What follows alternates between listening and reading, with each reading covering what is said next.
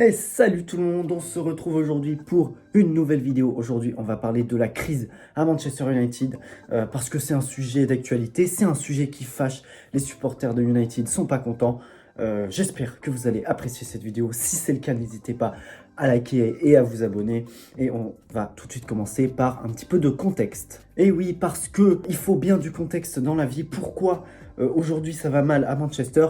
Comme on le sait, Erik ten Hag a tout simplement signé à l'été 2022 pour la saison 2022-2023. Et à ce moment-là, c'était le 8e entraîneur de Manchester United depuis le départ de Sir Alex Ferguson en 2013. Et je peux vous dire que 8 entraîneurs en 10 ans, c'est beaucoup, ça fait presque un entraîneur par an. Donc tout d'abord, on a eu David Moyes juste après le départ de Sir Alex Ferguson où ça s'est pas spécialement bien passé. Ensuite Ryan Giggs, pareil, ça s'est pas bien passé. Ensuite, Louis van Gaal, non plus, c'était pas très bien. Ensuite, on a eu José Mourinho. Ok, lui, ça s'est plutôt bien passé. Ils ont gagné une petite Europa League, mais rien de plus. Ensuite, on a eu Solskjaer, où au début, c'était bien, on s'en souvient, hein, c'était il n'y a pas si longtemps que ça. Franchement, c'était pas mal. Mais à la fin, ça s'est mal fini. Ensuite, on a eu Michael Carrick par intérim. Bon, il a entraîné 2 matchs. On n'a pas trop pu le juger. Ensuite, on a eu Ralf Rangnick pendant 6 mois où c'était totalement claqué. Et depuis l'été passé, l'été d'avant, je veux dire, désolé, on a eu Erik ten Hag où la première saison, c'est pas si mal passé que ça. Avec une 3e place en championnat, juste derrière Arsenal et Manchester City qui étaient intouchables cette saison-là. Donc, voilà, 3e place, c'est très très bien devant Newcastle. Le seul bémol que je trouverais, c'est 2 incidents qui se sont passés cette saison-là. D'abord, le clash entre Ronaldo et Ten Hag, hein, c'était assez... voilà, Ten Hag ne comptait pas sur Ronaldo. Il l'a envoyé en Arabie Saoudite. Et le deuxième incident qui est grave, c'est l'élimination en Europa League 3-0 contre Séville au match retour. Voilà, c'était vraiment une claque prise par Manchester United. Donc maintenant, on va passer à la saison actuelle. Qu'est-ce qui se passe? Ça se passe mal, hein, ça c'est sûr. En première ligue, 8e place.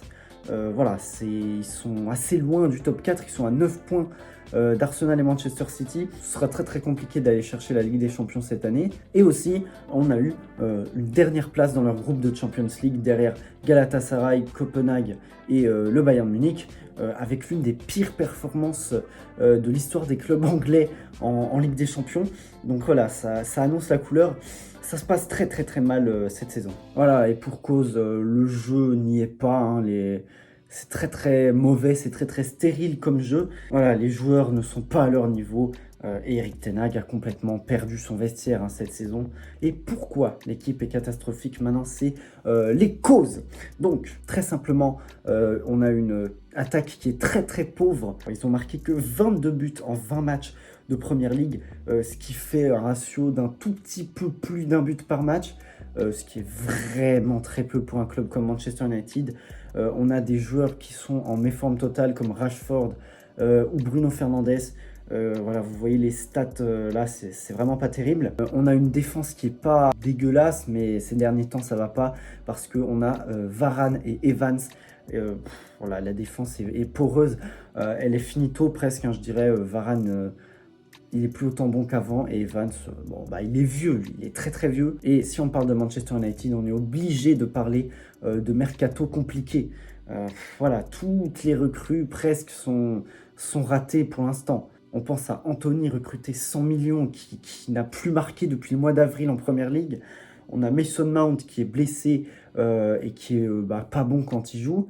On a Højlund qui a marqué qu'un seul but alors qu'on est à la mi-saison en Première Ligue. Onana qui est pas du tout serein, ça n'a rien changé de Derrea, franchement c'est toujours la même chose. Et le duo du Real Madrid, Casemiro et Varane, hein, on ne sait pas vraiment ce qu'ils font là.